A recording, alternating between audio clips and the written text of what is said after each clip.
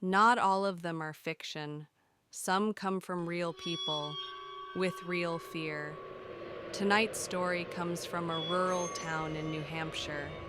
The family requested anonymity, but what happened to their daughter, Claire, still haunts the local priest to this day. Claire Holloway was just 15 years old when her parents first noticed the change.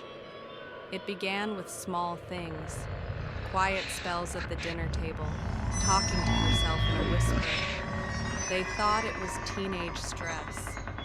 But then she started writing backwards, entire pages of her journal, in Latin. Claire had never studied Latin, and she kept saying one name over and over again. Thamuel. Things escalated quickly. Doors slammed by themselves. Crosses turned upside down in the living room, despite being nailed to the wall. Claire stopped sleeping. Her eyes would roll back at night, and she'd speak in a deep voice no one recognized. It wasn't just a phase anymore. Her parents brought in a psychologist, but he left their house after only one session. He told them to call someone else, someone who knows what they're dealing with. Father Callahan had seen many strange things in his 30 years of priesthood, but nothing like Claire. He said the temperature in her room dropped the second he stepped in, that the girl, barely 90 pounds, growled at him with a voice that wasn't hers.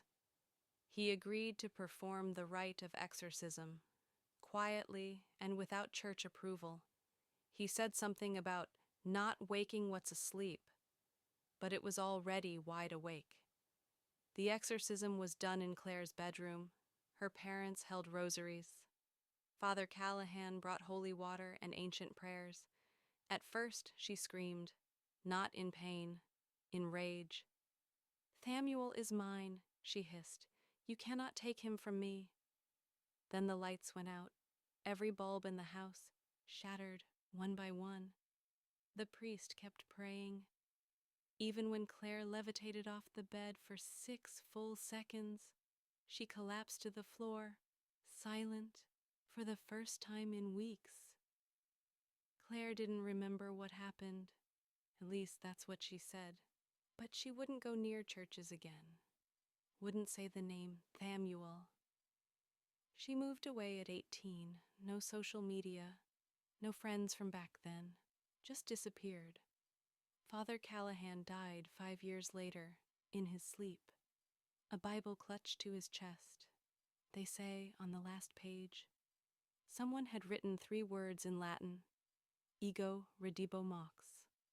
I will return soon. Some stories stay with you, others follow you.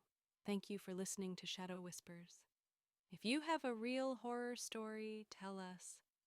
Until next time, sleep with one eye open, cut to black, whisper, Thamuel.